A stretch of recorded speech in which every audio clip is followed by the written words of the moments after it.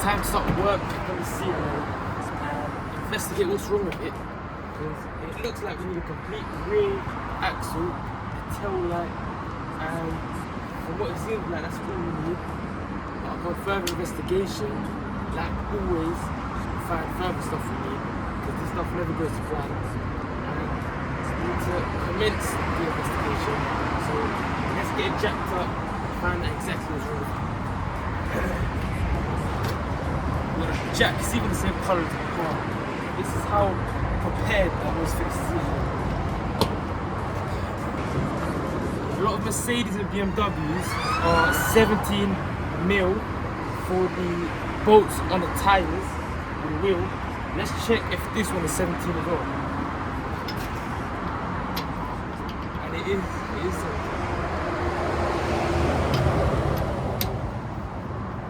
Now the reason why I'm doing this now is because when it's in the air, it's going to be hard to take it off without the breaker bar, because sometimes it's so tight that even the gun can't even take it off. So I'm going to do it beforehand just in case the gun is not able to do it, and I have to drop the car and do this anyway from the start. So I saved myself from a lot of hassle of lifting it up in the air and bringing it back down. So let's get to it. And if you don't know, it's lefty loosey, righty tight. It's quite loose. You love to have the lock and roll nut when you buy a car. When it doesn't come with a lock and roll nut is when we're upset.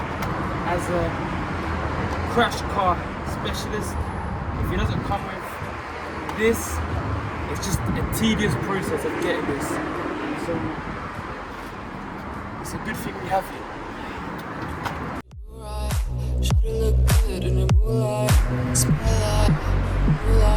get to the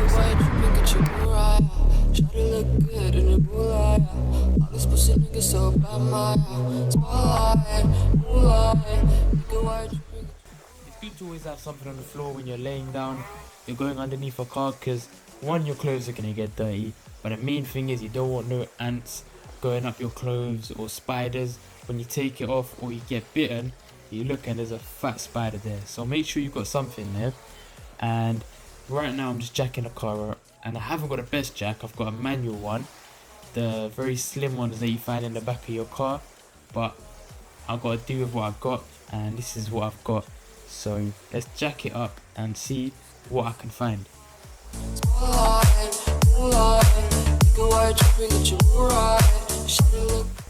right now I'm just sitting here playing with the jack because I've just seen something that's not entirely great. And a lot of times when you're fixing a car, especially when it's your own, and you see something bad, you just have to sit there for a second and evaluate what's going on. So already, haven't even jacked it up fully. I can see bad news. I can see that the rear axle has snapped off from wherever it was connected to, and hopefully the place where it's connected to is still okay, and I don't have to replace that. And because I'm using this jack, I don't really want to be using this one. I've had to jack it up so I can find a place where I can put this one, and I found a spot right here. See that hole there? It showed me that there is a chassis leg or whatever. It's got chassis there, right there where that hole is, and I can use that to jack it up. So that's what I'm gonna do now.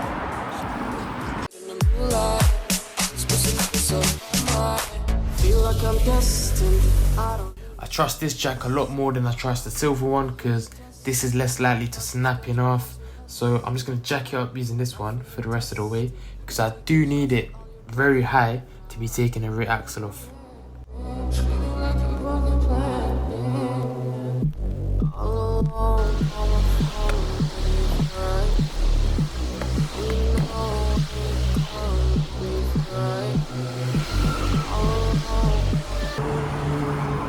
So what we've got to do now is remove all the undershields that are here, so you can see the full extent of the damage, and finally fix this car.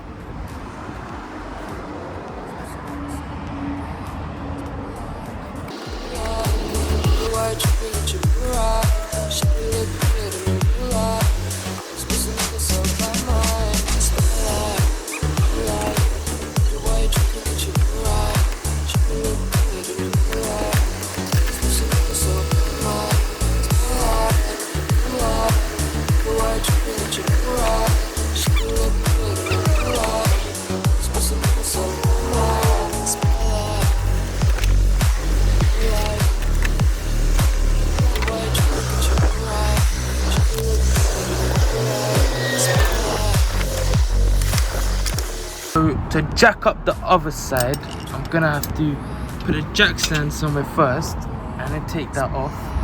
But in order to do that, I need to find a safe place to put this, and to do that I need to take off some more under trays, and it's looking a bit long, but it's what we have to do, so let's get to that.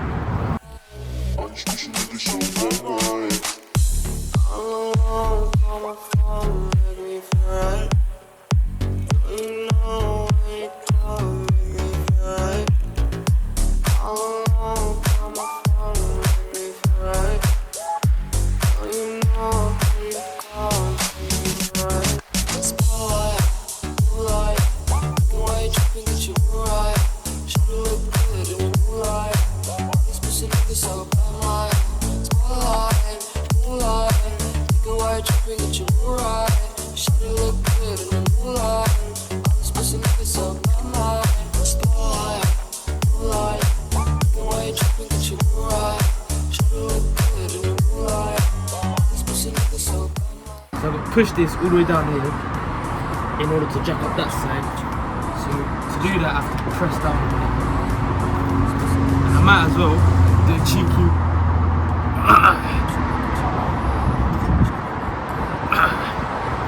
press up.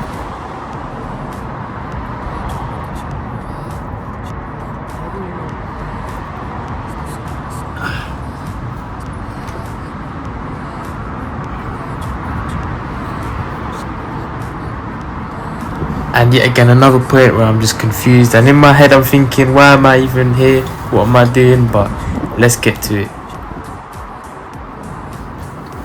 So what I've got to do is strip the rear axle that I've bought, because I'm going to be swapping. I'm not going to be swapping over the calipers because the discs are different. So I'm going to be keeping everything that's here, the brake pads, the calipers.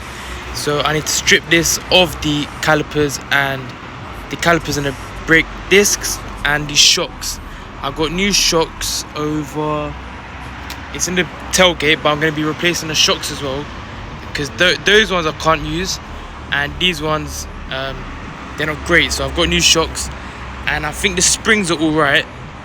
And yeah, let's get to stripping this rear axle. So I forgot to film taking these shocks off, but what I've had to do is put the impact on this side and this wrench on this side, because it was in fact spinning, and that was it. I was able to take it off, and now onto the caliper, which should be pretty straightforward.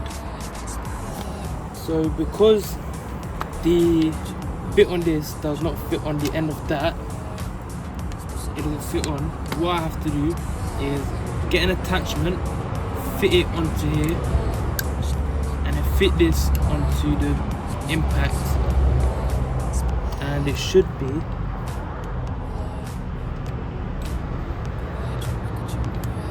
and like that. We've got a high powered tool to help us rather than use the ratchet, which will take a long time. Like that. It's off.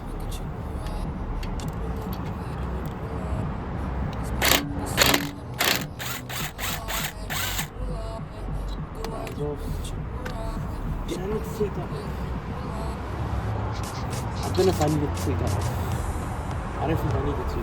I think I only need to take off these bolts here, 1, 2, 3, 4, and it should be alright.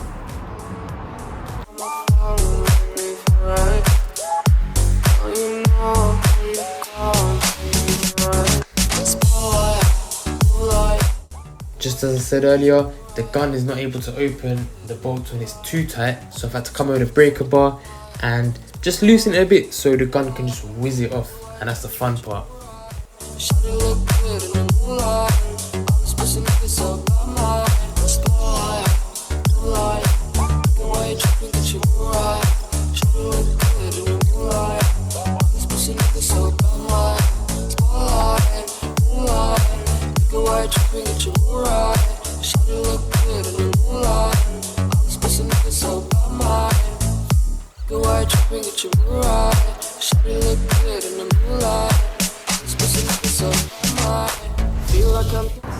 So we've successfully removed the brake disc and caliper for the rear axle I'm going to put on now, and it's pretty straightforward, just a couple bolts and a few clips, nothing too major, and we've got to go do the other side now, so let's do that. So that's it for this video. I hope you liked what I've done. If you don't, let me know in the comments what I can do to make it better. But if you want to see a part 2, hit the like button and subscribe, and let's see you in the next one.